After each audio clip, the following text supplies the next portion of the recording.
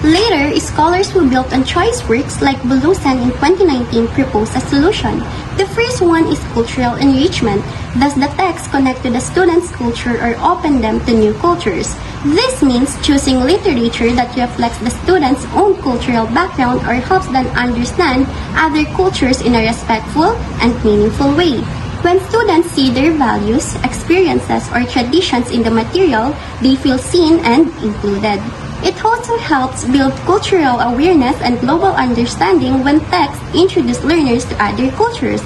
For example, if you're teaching Filipino students using a short story by a Filipino author, they may feel very relatable than a Shakespearean play, though both can be used together to explore cultural contrast. The second one is authenticity.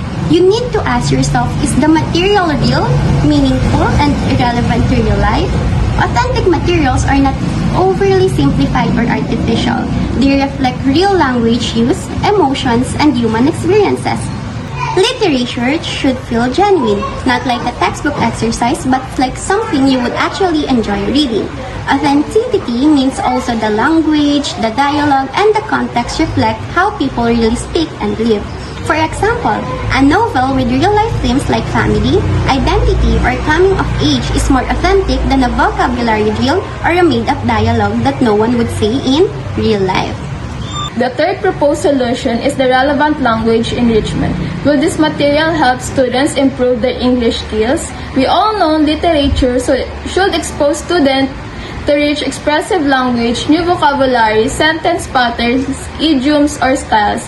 It should help students to practice reading, speaking, listening, or even writing in English.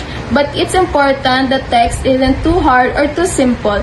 It should match the students' level while still challenging them to grow.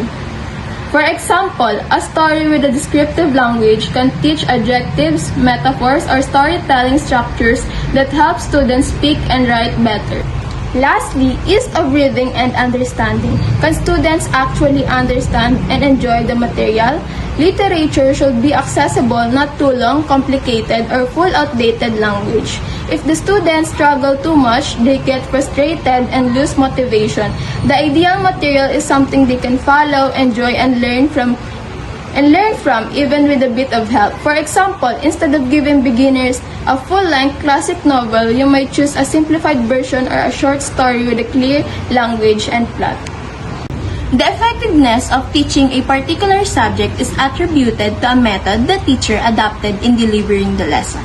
The use of appropriate instructional materials in teaching English language makes the learner understand what the teacher taught better. This paper highlights the selection of the instructional materials for efficiency in teaching and learning English language. Man learns through his senses. Some learn better by one or the other of the senses.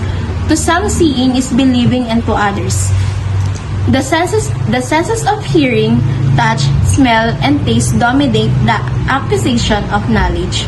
For the intended learning to take place, the teacher must communicate effectively to the learner.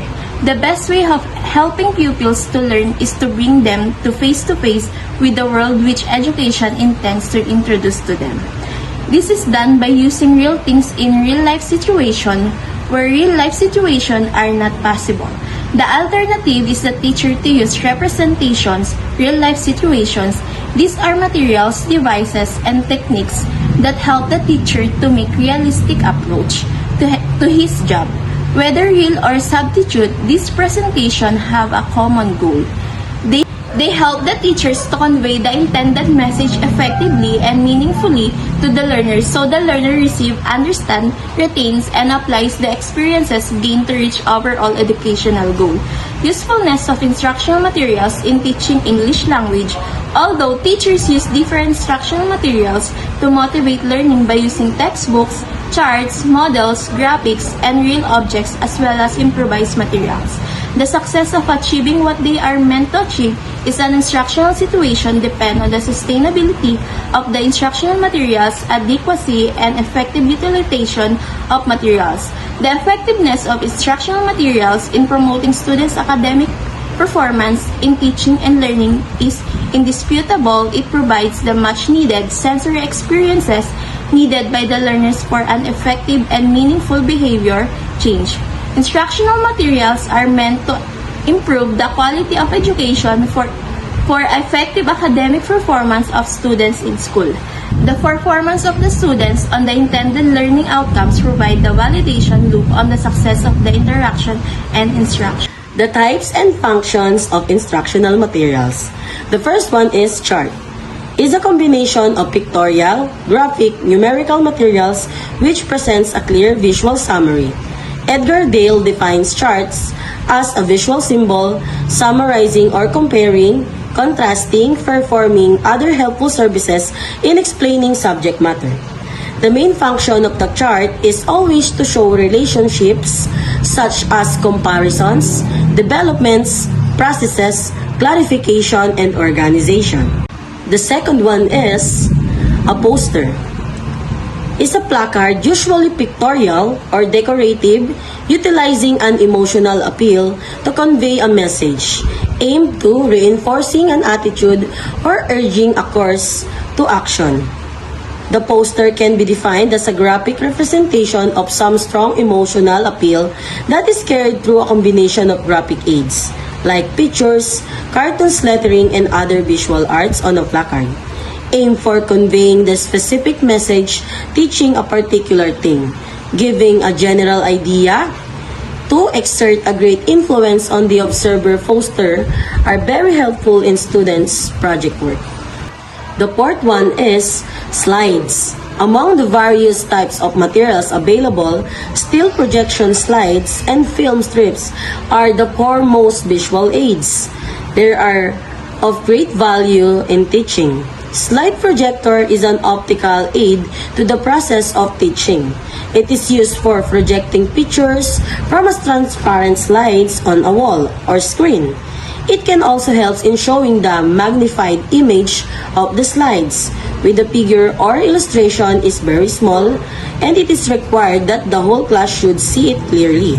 A transparent slides of this small figure is prepared. The slide projector projects its erect image on the wall or screen by enlarging its dimension and making the vision more sharp and clear. The fifth one is film strip. It is an important upon slide projector. The device may be used as a slide projector or as a film strip projector. Instead of using different slides for different topics or more slides for one topic, one strips or piece of still film is prepared. There is not much difference between a slide projector and the film strip projector. In a slide projector, we use separate slide, while in the film strip, a strip of film is exhibited. The film strip projector is a recent development and it's growing to be more popular means of pictorial presentation. A flip chart can be used in two ways. With blank sheets of paper or newsprint, which the teacher or trainer writes on during the session as a prepared source with pictures and notes. Worksheets. A worksheet lists questions or activities for students or trainees to work through.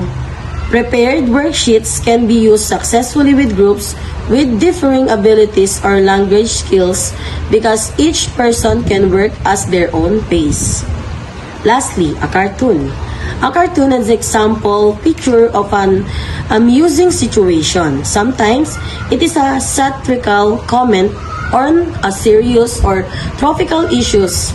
A strip cartoon is a sequence of framed drawings, which tell a story. Both types are to be found in newspaper, magazines, and leaflets. In development situations, a cartoon is a method of conveying a specific message. Cartoons features can enable people to discuss sensitive issues and so are useful for teaching and training. If there is advantages, there is also disadvantages or the challenges of selecting appropriate instructional materials in teaching language. The importance of instructional materials in teaching and learning cannot be underestimated. A lot has been written to show the indispensable role of materials in circular implementation.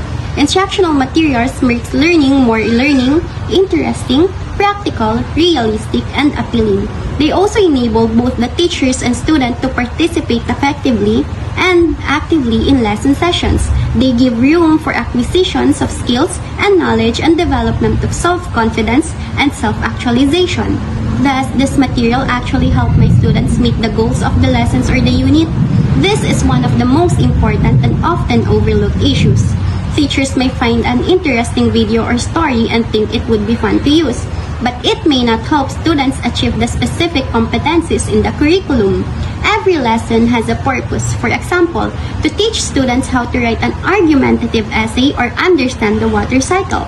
If the material doesn't support the purpose, it becomes a waste of time, no matter how engaging it is. The solution is start with the learning objectives and then choose or design a material that match those goals. Can my student relate to this material? Is it too easy or too hard?